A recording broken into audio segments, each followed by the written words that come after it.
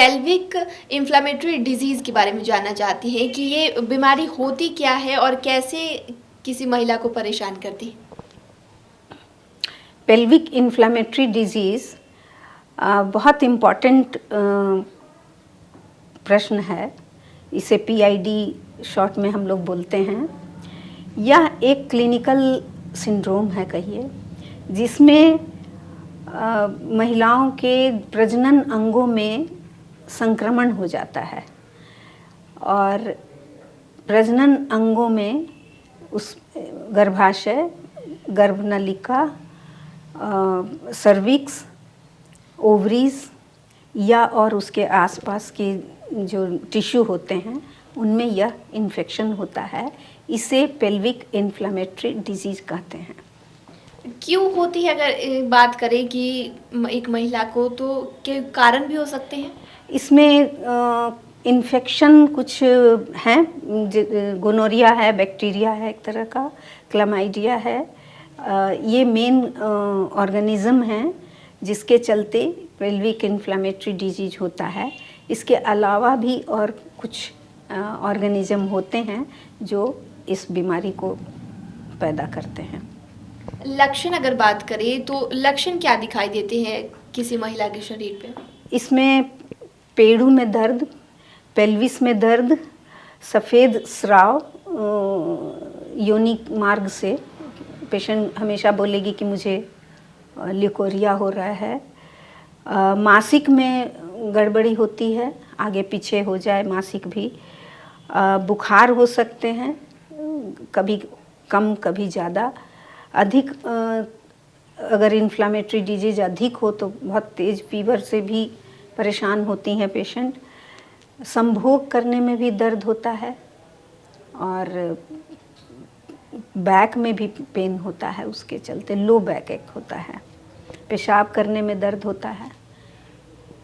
अगर इस बीमारी को होने में जैसे हुआ है और तो उपचार की अगर बात करें, इलाज की बात करें, तो इलाज को अगर टाल दिया जाए तो भविष्य में किसी तरह की कोई खतरा है कि बहुत भयानक बीमारी हो सकती है?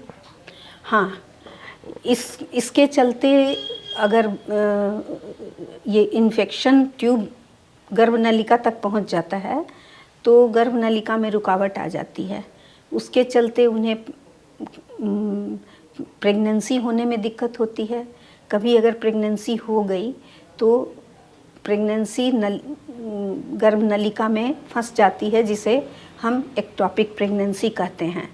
क्रॉनिक पेल्विक पेन बहुत इम्पॉर्टेंट है इस बीमारी में, जो महिला को हर समय परेशान किए रहते हैं।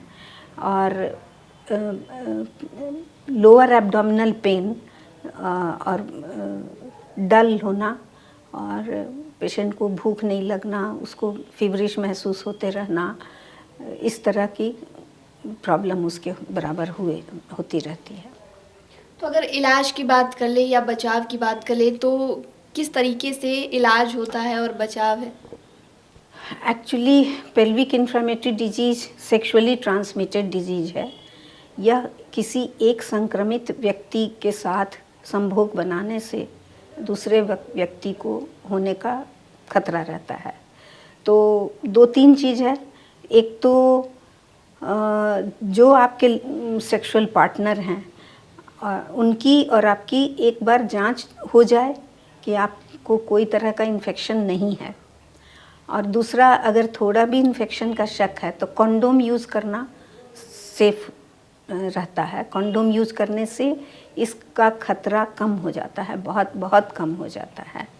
और एक ये है कि मल्टीपल सेक्स पार्टनर नहीं होने चाहिए। मल्टीपल सेक्स पार्टनर में पता नहीं चलता है कि किसको कहाँ से इन्फेक्शन आ गया। तो कुछ ये इस तरह की सावधानियाँ बरतनी है। और हाइजीन तो इम्पॉर्टेंट है ही किसी भी बीमारी से बचने के लिए।